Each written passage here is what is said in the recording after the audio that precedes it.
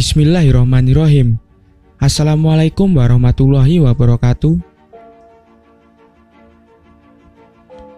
Dajjal. Siapa yang tidak kenal dengan nama ini? Semua umat muslim pasti sudah mengenal ciri-ciri fisik dan sifat-sifatnya. Ternyata pada zaman Rasulullah SAW ada sekelompok orang yang sudah melihat secara langsung wajah si Dajjal ini. Kala itu, ombak besar tiba-tiba menggulung dengan dahsyatnya. Langit amat suram karena awan mendung menutupinya. Angin bertiup amat kencang, hingga para pelaut kewalahan menangani layar kapal mereka. Jika mereka selamat, maka itu takdir Tuhan. Begitulah mereka hanya bisa pasrah meski terus mencoba bertahan untuk tetap hidup. Mereka berjumlah 30 orang dari bangsa Arab, tepatnya dari kabilah Lakem dan Judjam. Tamim Ad-Dari nama pemimpin mereka. Saat sinar mentari menerpa, betapa tak terkira kebahagiaan yang mereka dapat. Kapal masih utuh meski banyak kayu yang rompal. Layar pun tetap berkibar meski telah banyak robekan. Yang paling membahagiakan, mereka semua selamat.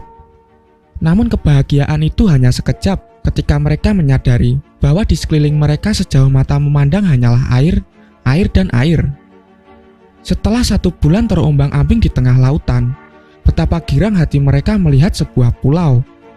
Mereka pun segera merapat ke satu-satunya daratan di luasnya Samudra Biru itu. Saat senja mulai tenggelam di telan laut, mereka pun telah mencapai daratan tersebut. Mengejutkan, Tamim dan kawan-kawan disambut binatang mengerikan yang bulunya sangat lebat.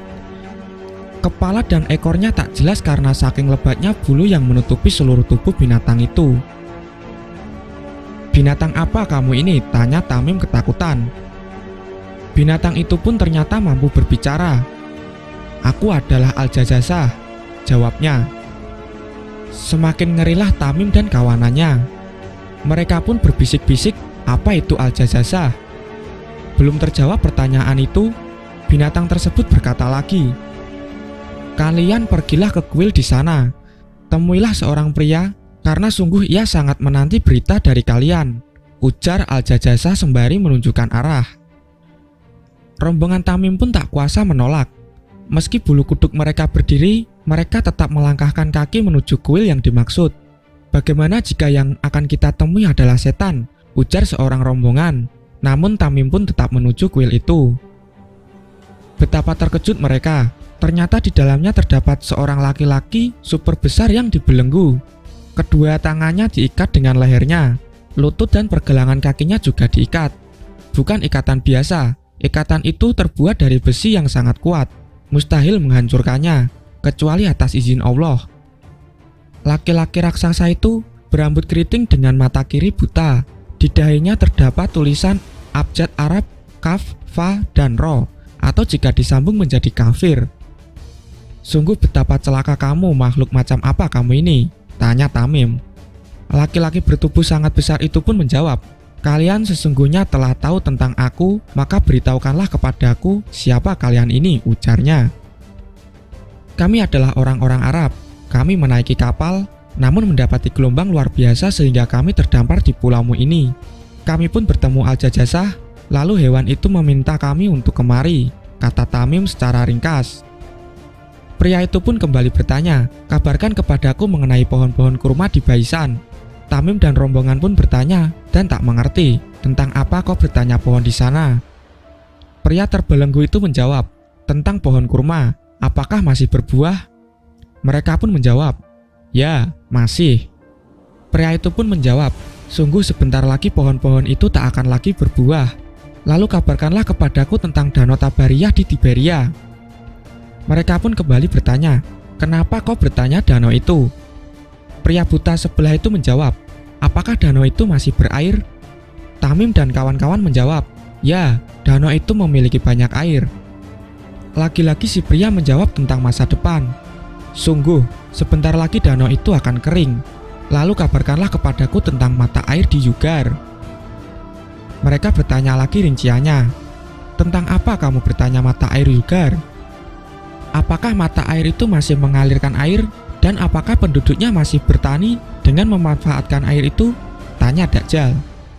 Rombongan Tamim pun menjawab, ya mata air itu sangat deras dan penduduk bertani dengannya.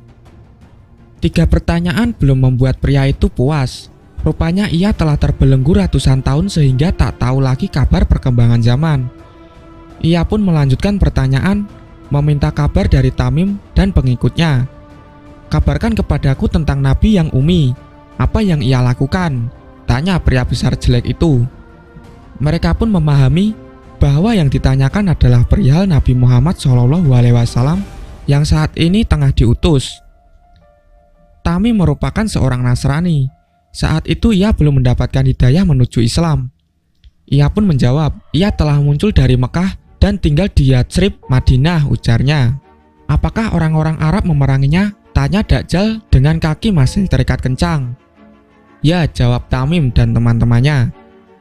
Apa yang Muhammad lakukan terhadap orang Arab? Apakah ia telah menang atas mereka dan membuat mereka taat? Apakah itu telah terjadi? Tanya pria kafir itu lagi. Ya, ujar mereka. Pria besar itu pun mengakhiri pertanyaan. Ia kemudian memberikan kabar mengejutkan. Sungguh baik bagi mereka yang taat kepadanya. Aku beritakan kepada kalian siapa aku. Aku adalah Al-Masih Ad-Dajjal. Sebentar lagi aku akan mendapat izin keluar dan berjalan di muka bumi. Tidak akan kutinggalkan satu negeri pun, kecuali aku lewati dalam waktu 40 malam, kecuali Makkah dan Taibah, Madinah. 2 kota itu haram bagiku memasukinya. Setiap kali aku ingin memasuki kedua kota itu, malaikat menghadangku dengan pedang terhunus. Mereka menghalangiku masuk ke 2 kota itu. Sungguh di setiap celah 2 kota tersebut ada para malaikat yang menjaganya, ujar Dajjal. Usailah pertemuan rombongan Tamim dengan Dajjal. Mereka tak percaya bertemu dengan pria mengerikan itu. Apalagi telah banyak berita dari Rasulullah yang mengabarkan bahwa salah satu tanda hari kiamat yakni munculnya Dajjal. Sepulang dari tanah Arab, Tamim segera bertemu dengan Rasulullah SAW dan mengisahkan perjalanannya. Ia pun segera menyatakan diri memeluk Islam. Rasulullah sangat gembira mendengar pengalaman Tamim yang luar biasa ini. Pengalaman itu pun segera dikabarkan Rasulullah. Ia mengumpulkan umatnya di dalam masjid. Kemudian Rasulullah mengisahkan perjalanan Tamim. Semoga Allah menyelamatkan kita kaum muslimin dari fitnah Dajjal dan menjauhkan kita darinya. Amin ya robbal alamin.